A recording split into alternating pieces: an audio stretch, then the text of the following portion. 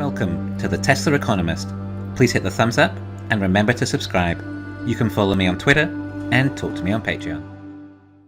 I'm sure it's likely if you're watching this, then you also couldn't resist dropping everything you were doing and watching the Munro live video the instant you saw it released. I find these videos or events too intense sometimes. I guess such a build-up of anticipation of this battery and to finally discover some major facts about it. Well, it's almost too much for me. I'd like to just quickly extend all my appreciation of the work that Munro and Associates does with EVs and Teslas. For those of you who were invested in the stock back when the Model 3 came out, there was a lot of FUD about the build quality of the car. But it was Munro that tore down the car and revealed how an impressive job Tesla were actually doing in manufacturing, despite perhaps a few panel gaps, which we came to learn only really occur when there is extreme ramping to volume production. Now, since Tesla are the only company in the world that is actually capable of making EVs in volume production, then I don't think anyone else can really comment on Tesla's panel gaps, as Tesla literally have the fewest panel gap issues out of every single volume produced EV in the world.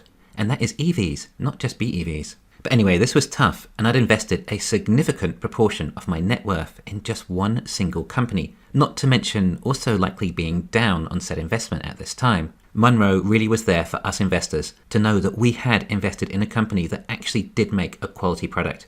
Even though Tesla, being so new to the industry, had an early sign they were leapfrogging old manufacturing processes. And of course, a classic example of that is Tesla's Octavalve. Okay, onto the teardown. Now, how Tesla installs their front seats is by mounting them onto the actual structural battery pack. We first saw this at the Berlin Festival, but we get to see it close up now. We now know that they are mounting the seats, console and carpet all on the pack and then placing it into the car. Corey from Munro Associates seems quite impressed by this. Also, bear in mind how much easier it would be to manufacture a car when you can just lift the seats into the car. There are so many clever techniques happening, saving money and increasing production speed. The front center console of the car is on rails and slides back and forth. This was solely for production purposes, not for user functionality. So once the battery is installed, the center console is slid forwards on rails to engage with the instrument panel. This is done in order to make it easier to deck it. So the center console can slide on rails and move to allow for easier manufacturing. I thought that was really impressive, and not sure how common things like that usually are in the auto manufacturing industry.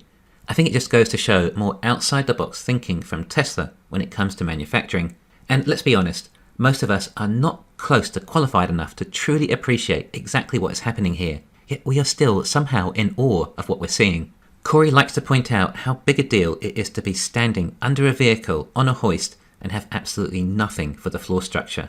He says that Munro and Associates have seen the evolution of the automotive industry for the past 30 to 40 years and seen nothing like this. Then, from looking up at the car from underneath, he says, coming from a background of benchmarking vehicles, he says you would usually have hundreds of stamp parts where the front giga casting is. Hundreds and hundreds of parts, he then goes on to say. I know the analogy of Elon playing 3D chess is thrown around a lot, and it's a good depiction, and we compare the competition to playing drafts. Well, the giga castings are actual 3D pieces, whilst everyone else is stamping and welding 2D parts together. I don't think the giga presses are close to appreciated of what they are achieving, but we can be forgiven as there's so much else that Tesla throws at us to appreciate. And we know that the castings remove about 300 robots and processors too, and that's each giga casting, and Tesla have 2. And the structural battery pack again removes over another 100 processors and robots. I mean, it probably takes the competition about 1,000 additional robots to build their EVs. According to Herbert Diess, a Volkswagen ID.3 takes 3 times longer to produce than a Model 3. The Model 3 doesn't use gigacastings or structural packs. These are going to be made about 10 times faster than a Volkswagen when they eventually ramp. And the gigacasting looks super tidy and solid as well. Corey goes on to explain the level of integration the castings have too, for multiple mounting features, and points out a small fin of aluminium as an example. And they then explain how it was all relatively easy to remove the entire battery pack from the vehicle. They even weighed the structural battery pack, including the console, lines, cooling tubes and seats. It came to a weight of 1,198 pounds.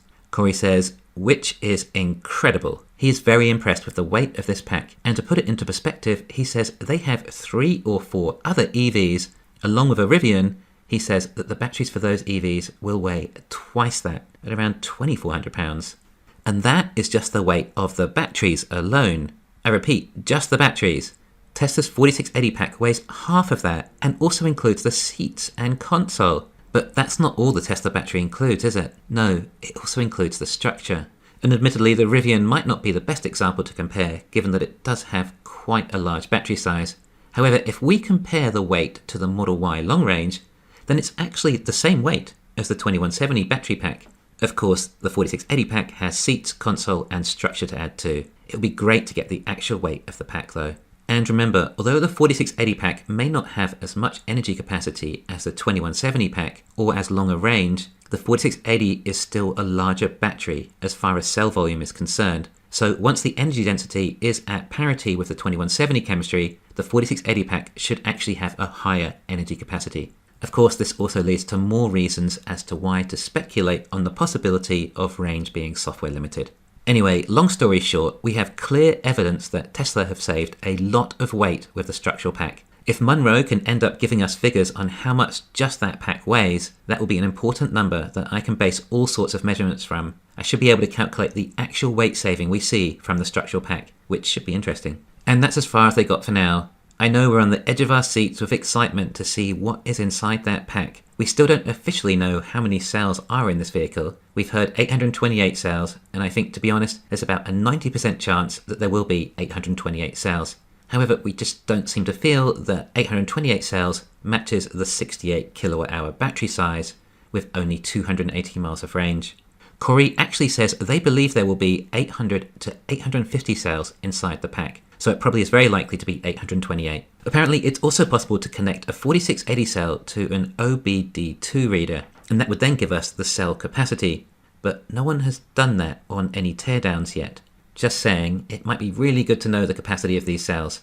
I'm not sure if Munro will do that though. The current estimate is about 82 watt-hours per cell, but if we discovered it to be 90 or higher, then there is some software constriction happening somewhere. Anyway, we'll still get to see how Tesla are securing these 4680 cells to the top cover and see what else is inside. So prepare to be impressed, and I believe this is all happening on Friday. I think Munro are going to make almost a dozen episodes on the teardown of this car.